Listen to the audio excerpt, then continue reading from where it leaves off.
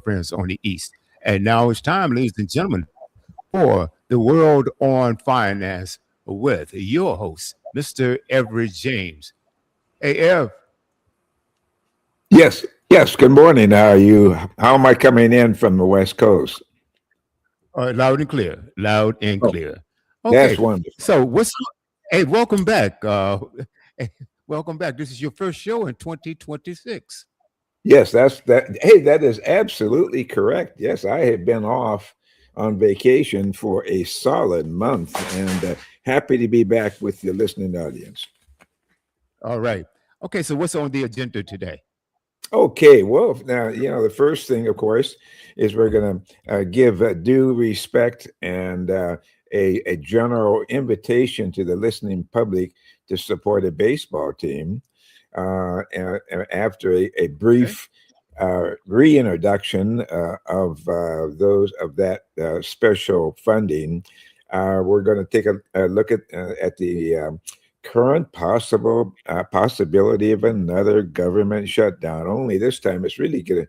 It probably most like it will be a partial shutdown, primarily affecting the homeland security areas, and then we'll take a look at some of the major changes in the big beautiful bill that got passed this past July, and take a look at some of the things that our filers should be aware of since we are now in the 2026 tax filing season.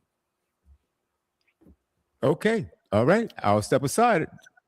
Thank you so much, All right, Mr. Brown, and welcome, listening audience.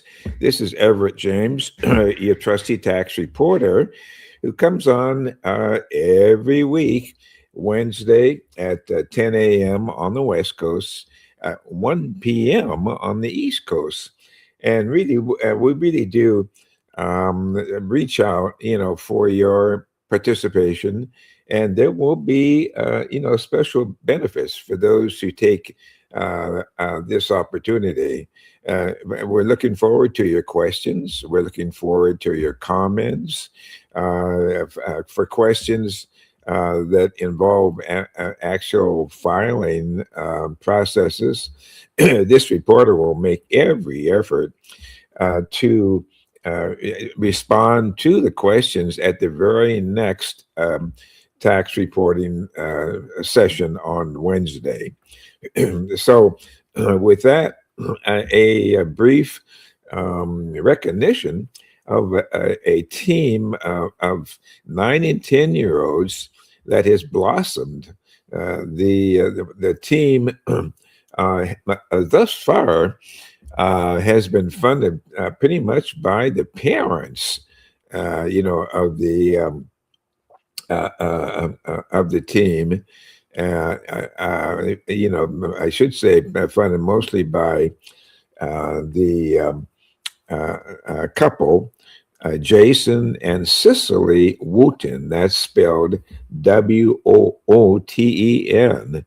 Cicely pretty much runs the office, Cecily, but Cicely and her husband, Jason Wooten, Wooten.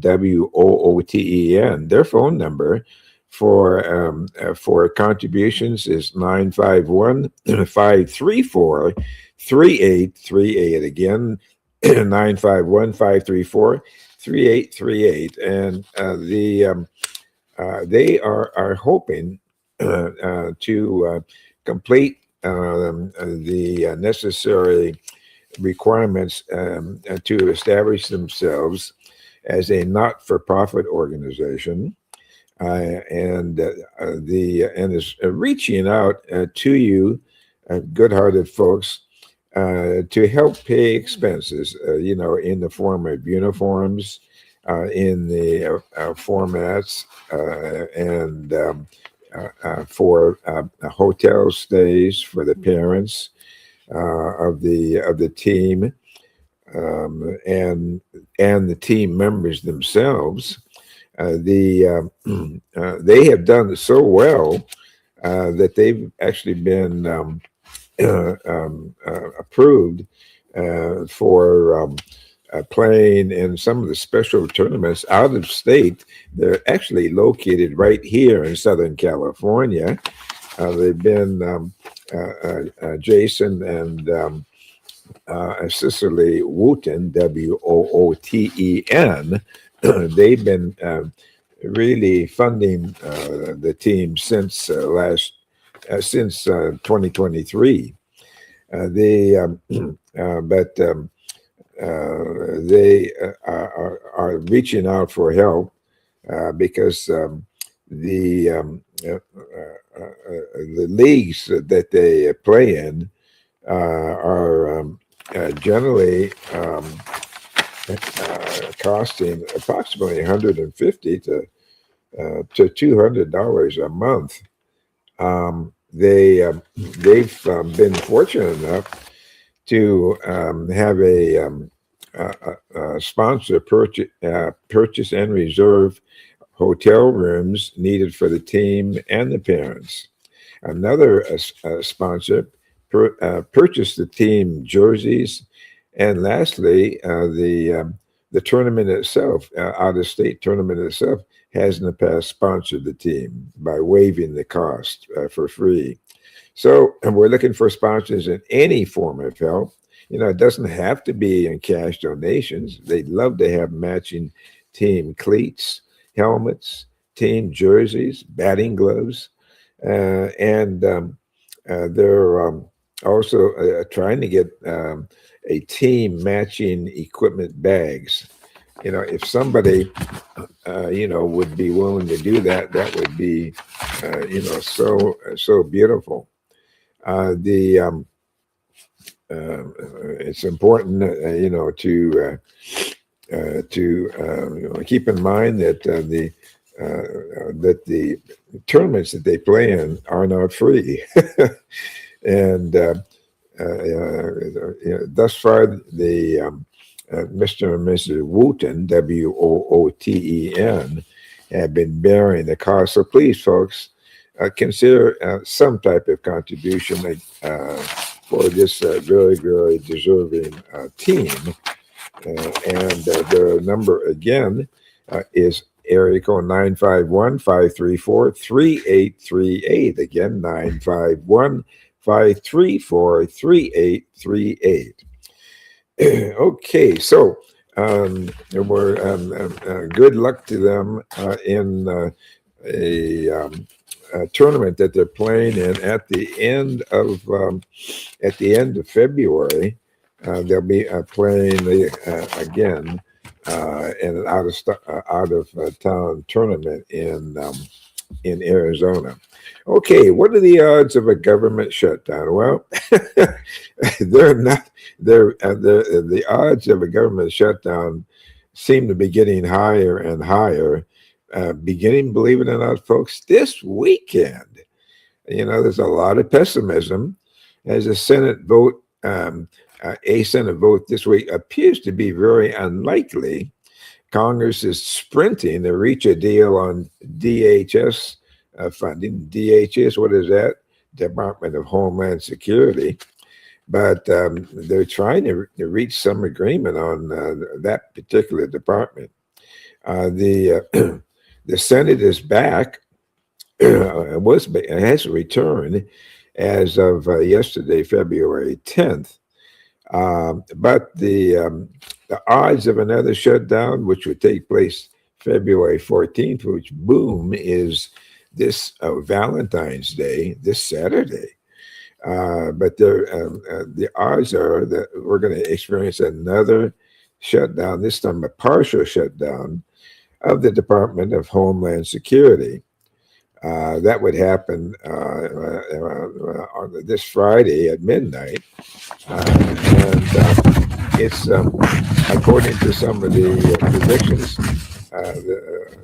the odds of another shutdown are extremely high. A vote by Congress this week, it really does appear very, very unlikely, unfortunately. and that's the shame. Um, the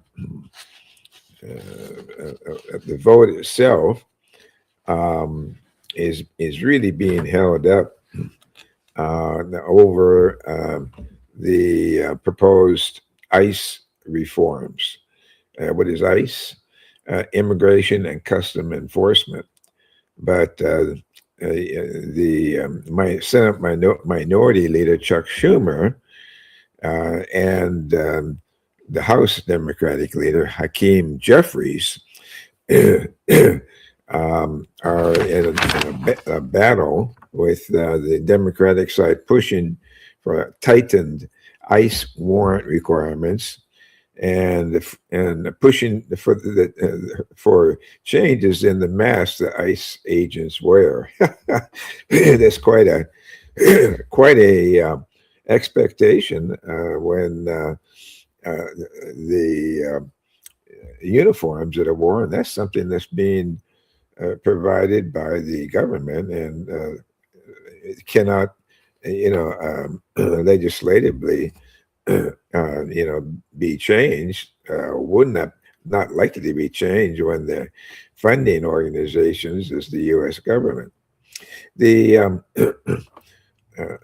Senate Republicans, led by Senate Minority Leader John Thune, that's Thune, indicates that they're still hopeful to tee up a temporary continuing resolution, another CR, this week, hoping to extend the Department of Homeland Security funding past Friday's deadline. So that's coming up, 2 days from now. So the next government shutdown would affect the agencies, including Immigration and Custom Enforcement, which is ICE, Customs and Border Protection, which is abbreviated with CBC, the Federal Emergency Management Agency, Transportation Security Administration, TSA, which handles our transportation across the nation, and the Coast Guard.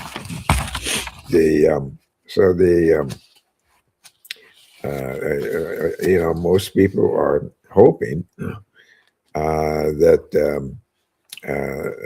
a resolution between the two sides of the aisle would take place.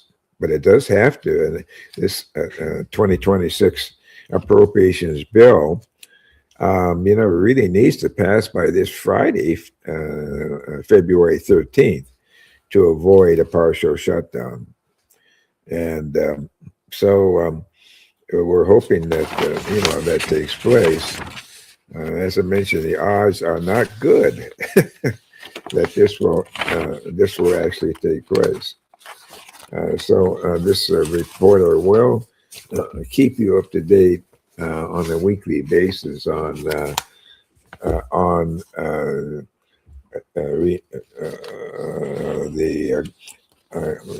shutdown being avoided.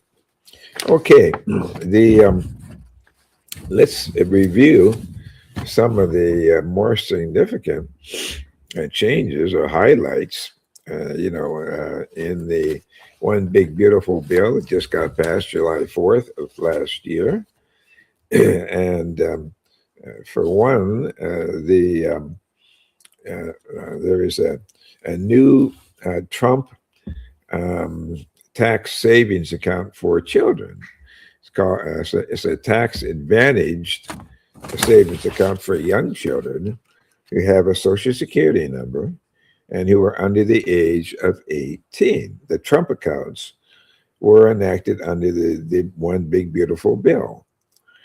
Actually, what they are, they're actually just traditional IRAs with some distinctions. First, the parents of the children must elect to open a Trump account. The Treasury Department will be creating an account for the child which the parent will then be able to activate and then open up. To opt in, parents either will file a new Form 4547 form or sign up through an online government portal.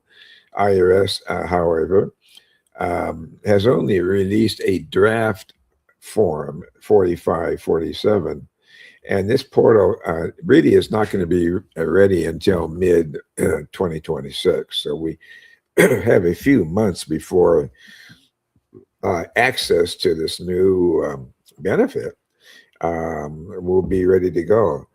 What are some of the benefits? Well, the government will be contributing $1,000 to each Trump account set up for children who are born after 2024 and before 2029. So again, the time restrictions here that the child has to be born in 2025 through or but before 2029. So 26, 27, 28. So that's about 4 years that the accounts will be able to be set up. The government will be contributing $1,000 to each Trump account. Wow. This is a one-time contribution. The parents must opt into it, and they will be using the same method as opening the account. Some other things about this Trump savings account for young children. Wow. So the government's going to kick in initially $1,000 for each child. However, up to $5,000 of additional money can be put in the account each year. And that will continue until the child reaches age 18. Now, of this amount, up to $2,500 can be funded tax-free by an employer of the parent or the beneficiary. The $5,000 figure is going to be adjusted every year to account for inflation. Now, one thing that if the parents do open up an account, or relatives do open up an account, they can get the benefit of this, but they cannot deduct their contributions to the Trump account. That is, they can't deduct their contributions as charitable. So that's really great. Now there's about 3 more points.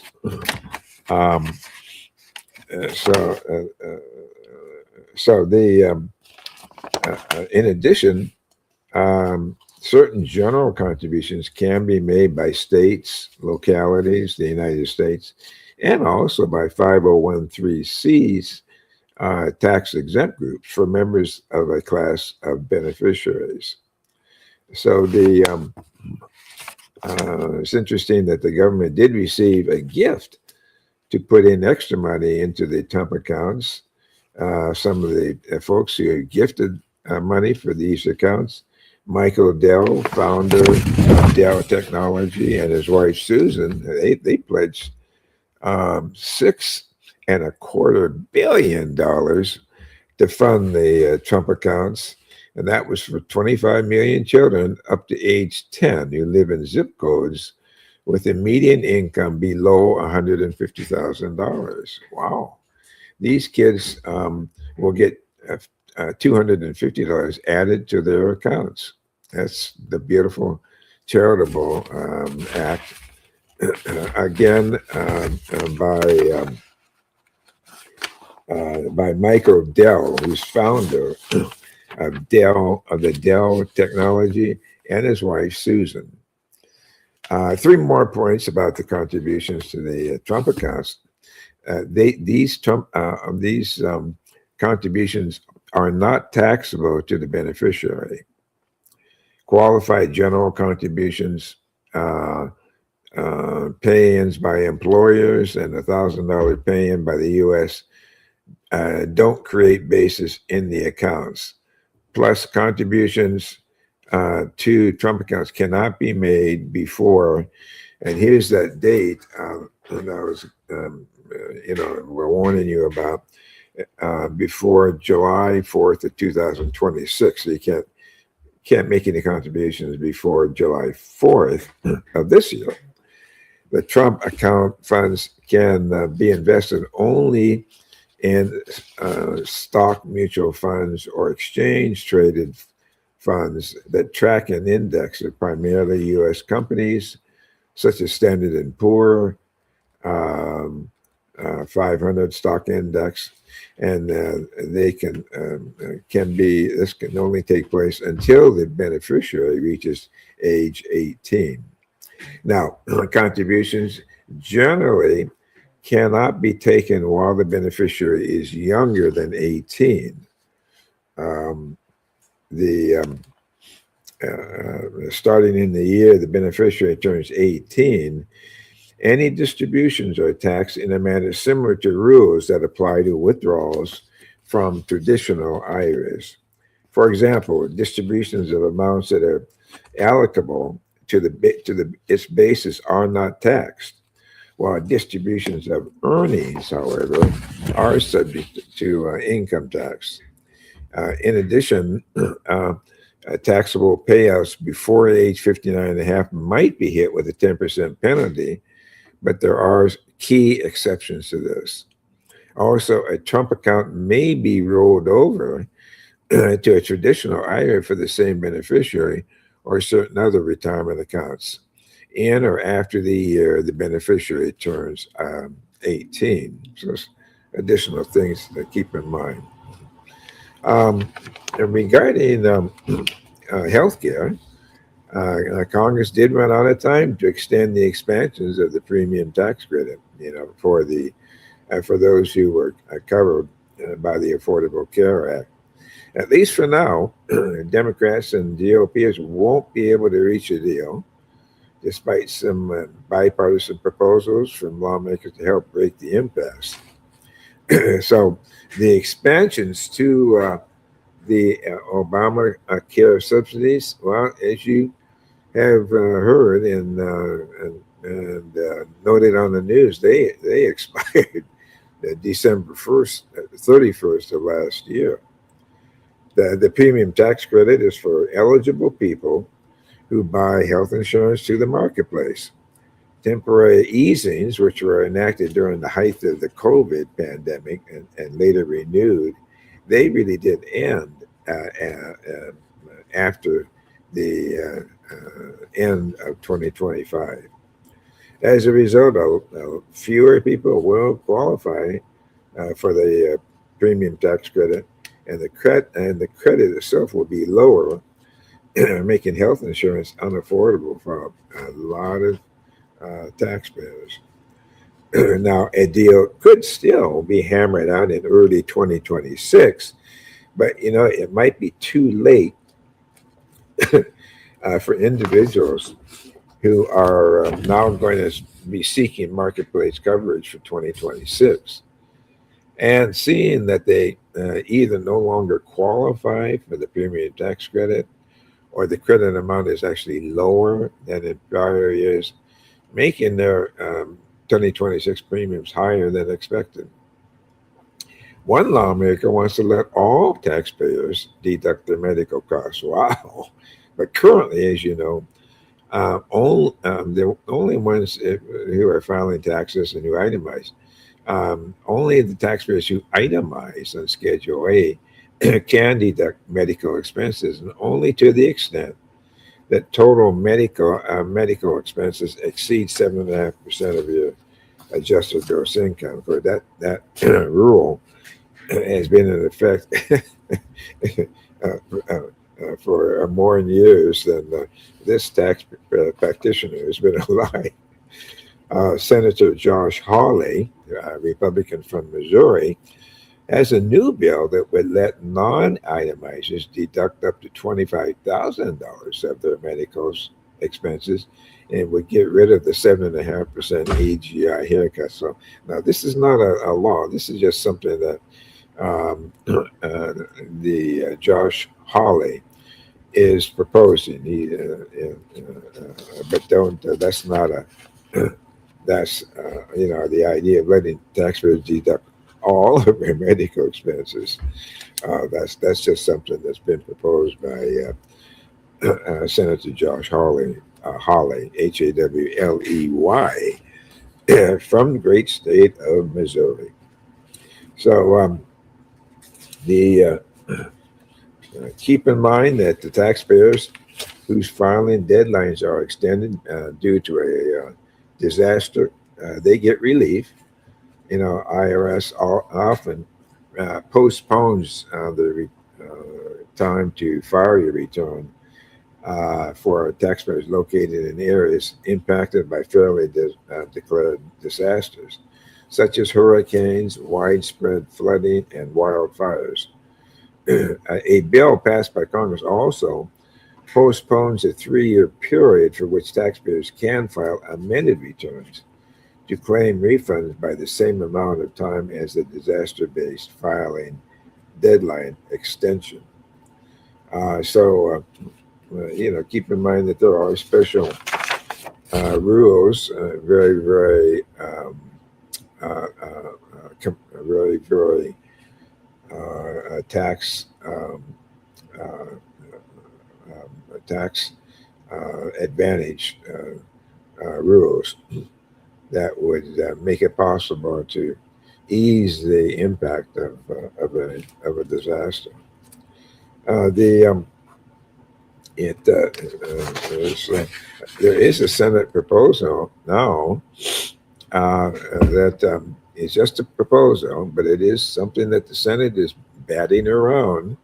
And wouldn't you believe it? It would create a $2,000 credit for certain caregivers who care for family members who are older than 55. Now, this is, of course, in response to the huge number of folks who are 65, who reach age 65 or older. I mean, that group, wow, is a major grouping in the age categories of American citizens. And it's certainly something that this a reporter would support, and I'm sure most people would support. But it's coming from the Senate, and it could, if passed, create a $2,000 credit for certain caregivers who care for family members who are older than 55 and who require assistance with daily living tasks and who actually live in the same residence. So the criteria to be able to access and benefit from that credit, it would be that the family member has to be older than 55. Number two requires assistance with daily living tasks. Such things as ambulating, eating, handling, passing their bodily waste, who may need help with eating and with bathing and dressing. To qualify for this kind of a credit, the caregiver would have to give at least 10 hours of assistance to his or her relative each week. That could include, as I mentioned, dressing, driving, cooking, helping with finances, etc. The credit would phase out at AGIs, however. There is a phase-out amount of $50,000 rather, for joint filers, and $75,000 for folks who are filing as single persons. Just as a reminder, folks, you cannot claim your household pet as a dependent on your tax return. But, some folks still try it anyway. A lady filed lawsuit against the U.S. on behalf of herself and her dog. Finnegan was the name. She stated that domestic companion animals should be recognized as dependents under the tax code, and cites two amendments to the United States Constitution. Well, the case is currently in the discovery process of litigation, but she'll fail on the merits. And despite the adage that a dog is a man's best friend, a dog is neither a qualifying child nor a qualifying relative. At this point, let's review the new tax breaks for qualified tips and overtime pay. And that was all part of the one big beautiful bill that got passed last July of last year, July 4th, as a matter of fact. Individuals can deduct up to $25,000 of qualified tips and then up to $12,500 a qualified overtime pay. These new deductions are available for taxpayers who claim standard deductions and those who itemize. So, you can claim those credits, whether you deduct, whether you itemize your return, or whether you just take the standard deduction. It goes both ways. Both write-offs are below the line. And what does that mean? Well, it means that they are subtracted from your adjusted gross income to arrive at taxable income. They do, however, there is a phase out, however, and those write-offs phase out at modified adjusted gross income over $300,000 for joint filers and $150,000 for other filers.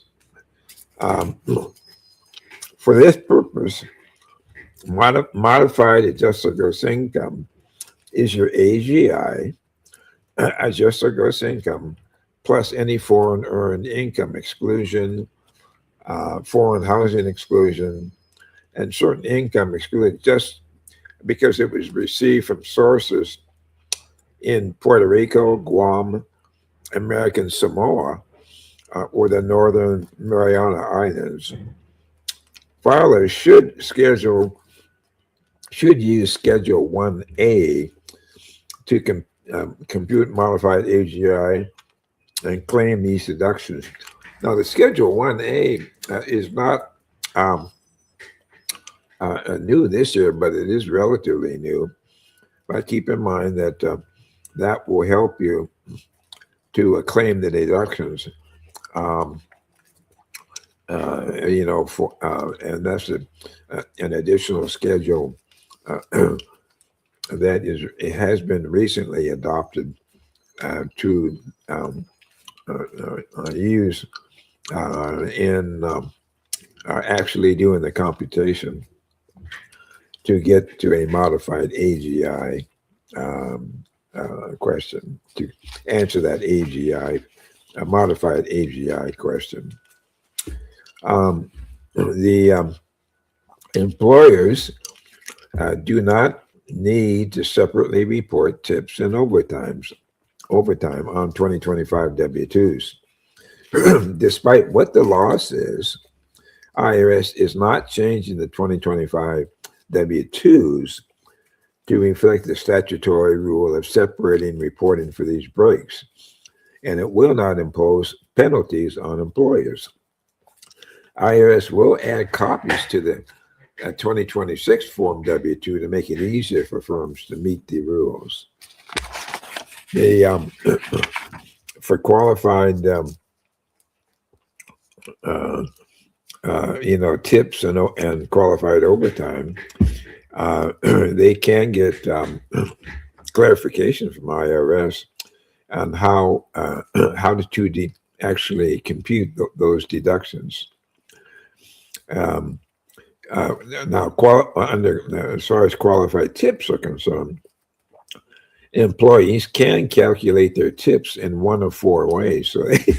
So IRS does give you a lot of different ways to come up with, come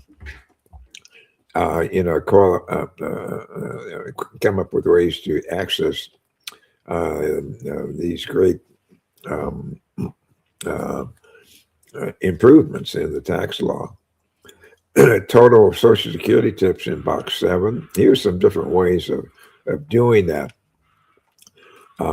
Total Social Security tips in box 7 of the W-2. Total tips reported by the employee on Form 4070. Tips voluntarily reported by the employer in box 14, or the amount on line form at 4137. That's the form used to figure out your Social Security taxes. So again, let me repeat those different ways that you can calculate your tips. You can do it in the Social Security tips in box 7 of the W-2. You can do it reported total tips reported by the employee on Form 4070. You can do it voluntarily reporting the tips in box 14 of the W-2, or the amount on line 4 of Form 4137. That's the form used to figure out your Social Security taxes.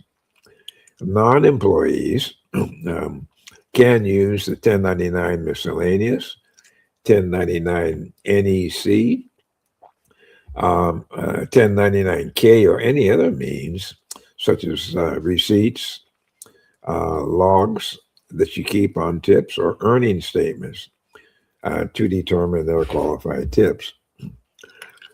Dealing with qualified overtime, the law defines qualified overtime compensation as overtime paid under the Fair Labor Standards Act in excess of the regular rate at which the person is employed. Only the portion above the worker's rate qualifies for the write-off.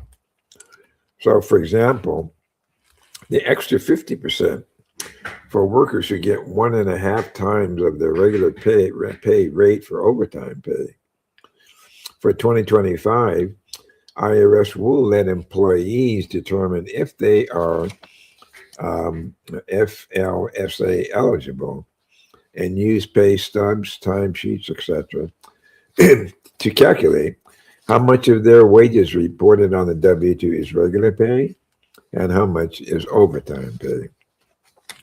If an employer does separately report overtime pay, employees must use that figure. So now regarding how does this affect your state taxes? Several states have said they simply will not adopt certain tax breaks in the one big beautiful bill. Wow. I wonder if that has anything to do with their political stance.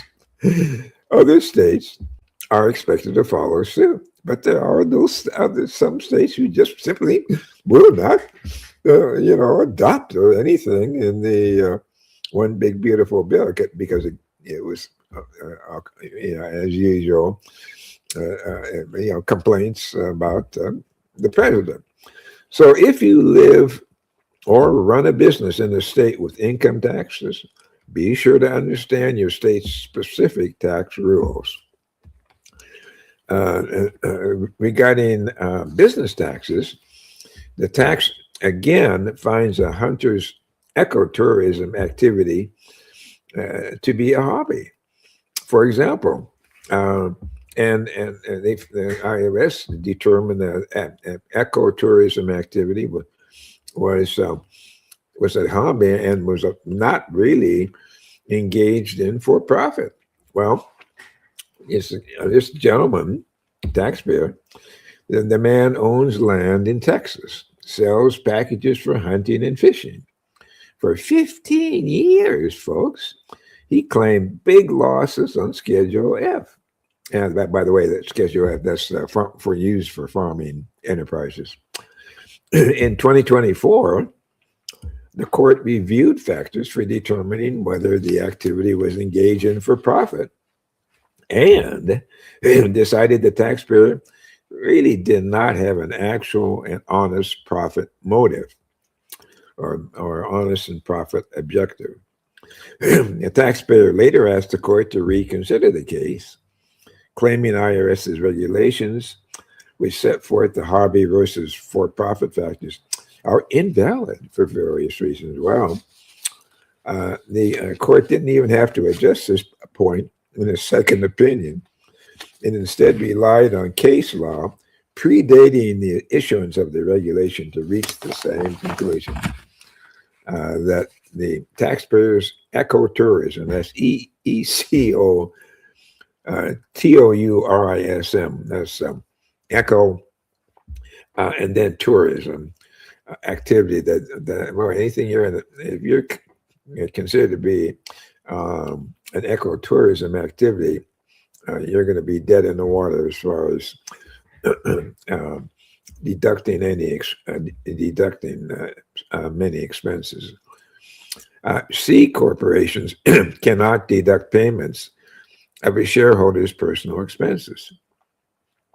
Also, that amount is treated as a constructive distribution to the owners and is taxed as a dividend to the extent the corporation has earnings and profits.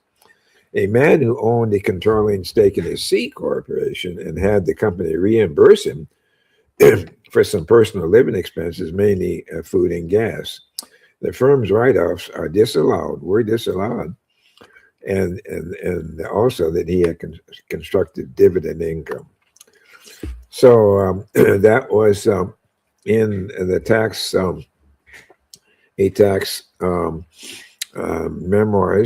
memoirs under the name Elite Auto, if I'm pronouncing it right, ALIOTO, TC Memo 2025-125. Okay, so some year-end tax. Do you know the timing rules for gifting a check to a family member or other persons? Well, for a personal check to count as a 2025 gift for gift tax purposes, the recipient must deposit it in 2025. For a cashier's check, however, the person must physically receive it in 2025 for it to count as a 2025 gift, even if the donee waits until 2026 to deposit it. So the timing rules, however, differ for tax-deductible items such as charitable gifts. You need to mail checks by the end of the year to lock in a 2025 tax deduction. But for charges that you made with a bank credit card, you claim the write-off in the year that you charge the expense. So that's these are just little tax tips. By the way, let me identify myself. The Everett James, who can be contacted by phone at 951-522-9877. That's 951-522-9877. And for those more disposed to email, evjtax1 at gmail.com. That's evjtax1 at gmail.com. So another little thing, tip or information, IRS's Criminal Investigation Division pursued more overall cases this past year. It began 2,700 and almost 2,800 cases for fiscal year 2025, compared with 2,667 cases begun in fiscal 2024. So it keeps going up. Certainly in the Criminal Investigation Division, just for your information, it's not getting less busy. They're getting continuously more busy. The Criminal Investigation Division has recommended prosecution on over 70% of its cases and has a what percent conviction rate? 90% conviction rate. So let that let that be a warning. Again, Criminal Investigation Division keeps getting more overall cases each year. For 2024 rather, it had 2,667 cases. In 2020 for 2025, fiscal 2025, it began another close to 100, but it began 2,792 cases. So it keeps going up. And keep in mind the number of prosecutions. Over 70% of his cases, and then even at the end, what was the conviction rate? 90%. Among the areas receiving more scrutiny in 2025, what are some of those areas? Abusive tax preparers, the abusive tax return preparers, business fraud, identity theft, money laundering, non-filers, and questionable refunds. Oh, what are some of the areas that receive less scrutiny by the Criminal Investigation Division?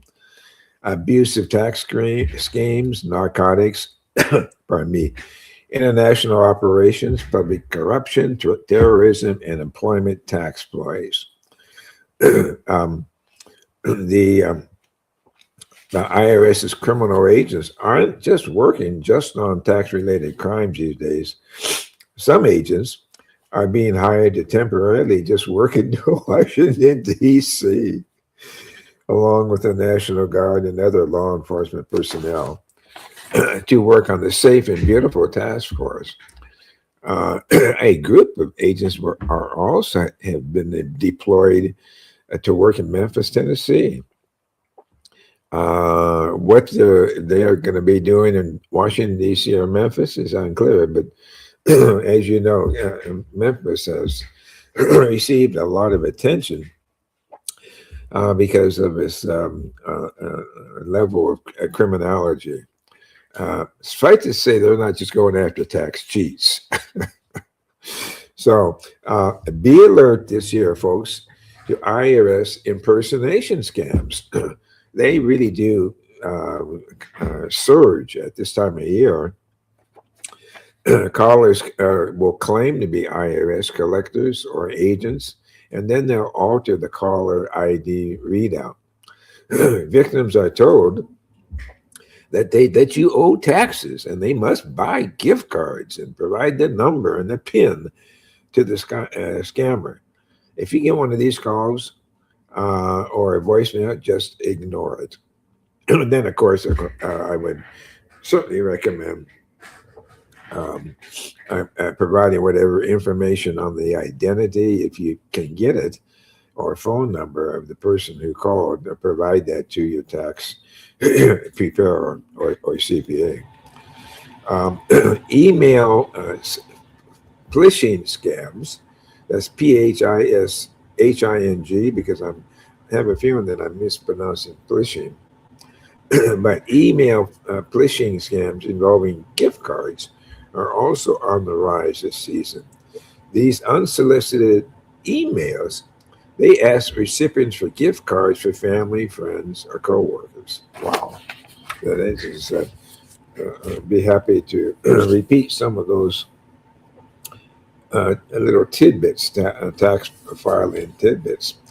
The be, Before we close, I just want to remind you about the baseball team that this station or this podcast is supportive of, and hoping, really praying that you will take advantage to help out, the team that are always sharing information about, because they really do need your assistance. And again, their names are Cicely and Jason Wooten. How do you spell Wooten? Wooten. Phone number 951 534 3838. That's 951 534 3838. Last name is Wooten, Wooten.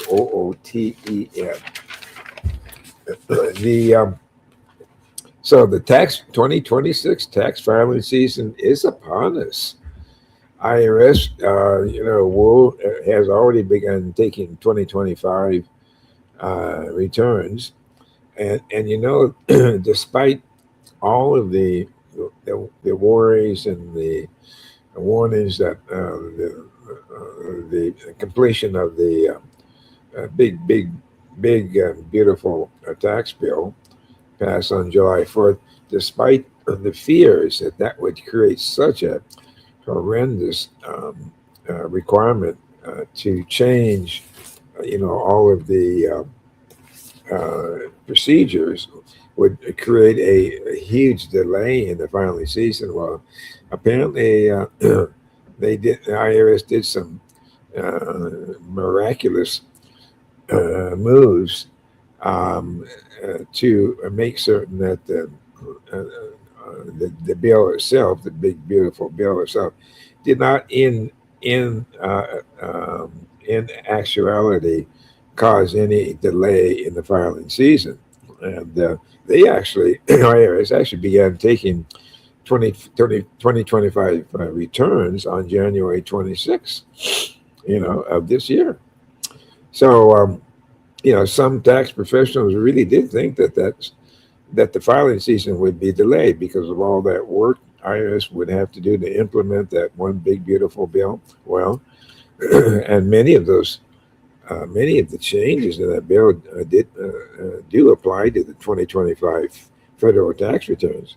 So, former IRS Commissioner Billy Long stated last July that IRS was aiming to start the 2026 filing season around President's Day, but instead, IRS employees worked hard to open the season pretty much on time. So IRS does state that they expect a smooth filing season. There may be some rough patches caused by IRS's diminished workforce, and that, I would imagine that would be the major reason for any kind of delay or difficulty in getting your returns accepted and checks paid. But they have had some, they lost 25% of its workers over the last 12 months.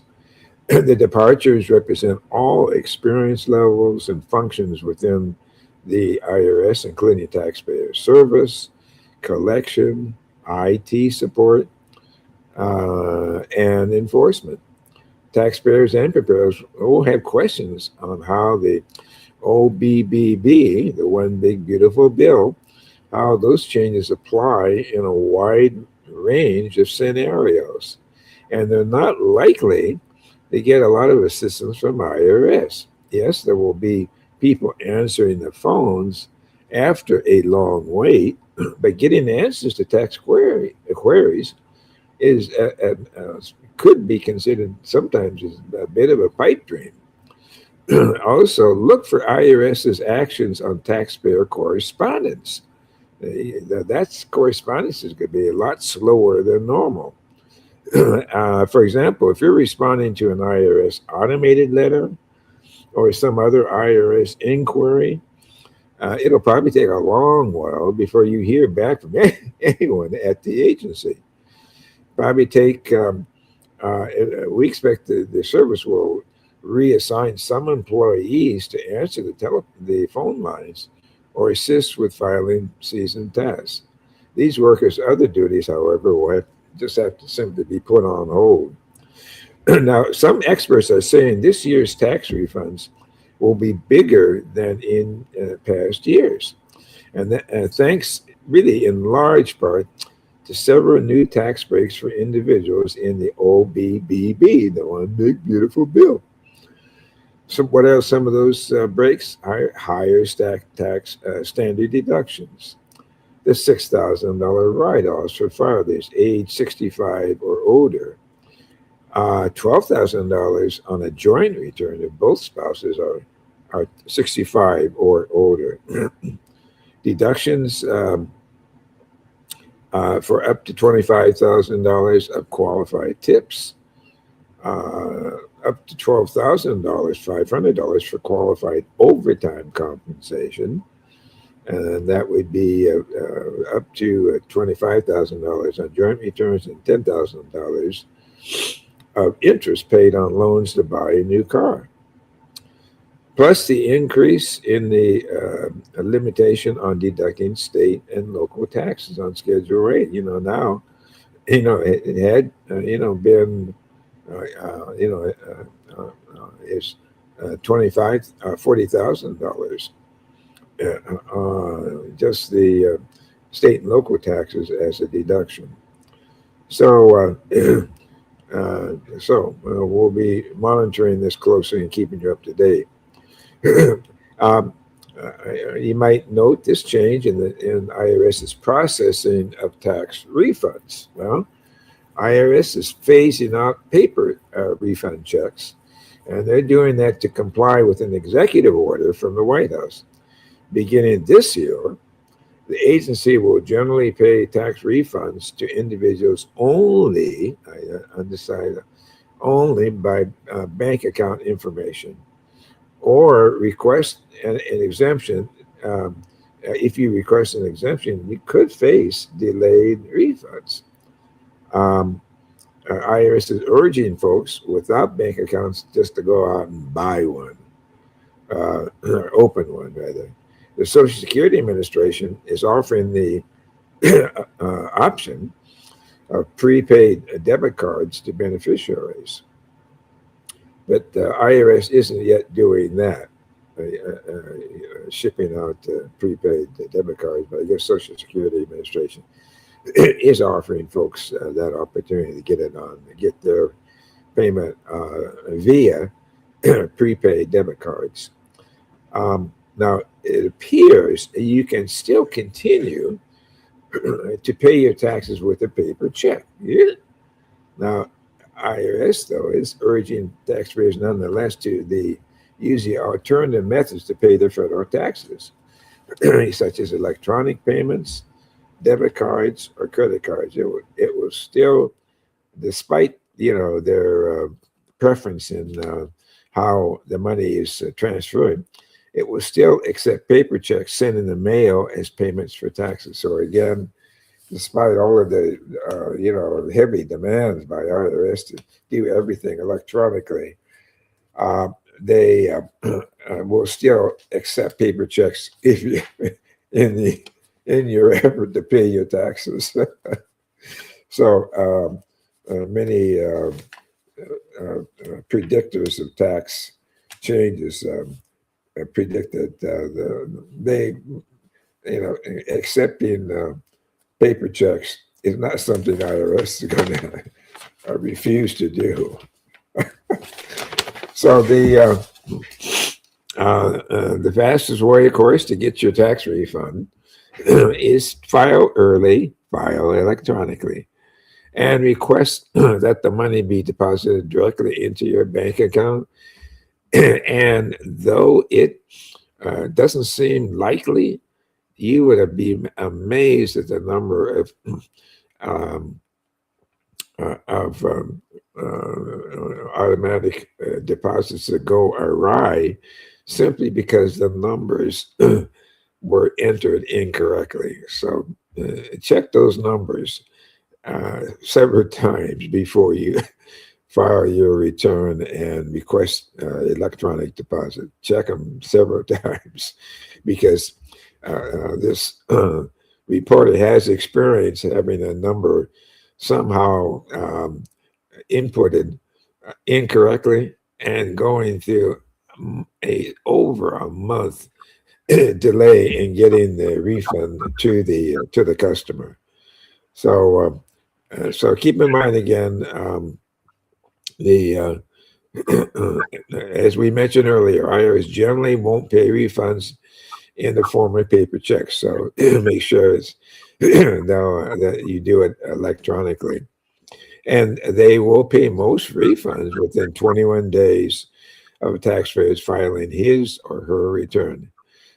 So, but there are some common situations in which refunds can be delayed. But keep in mind that the best way to do it is electronically. Okay, folks, it looks as though we have concluded our hour with you this week.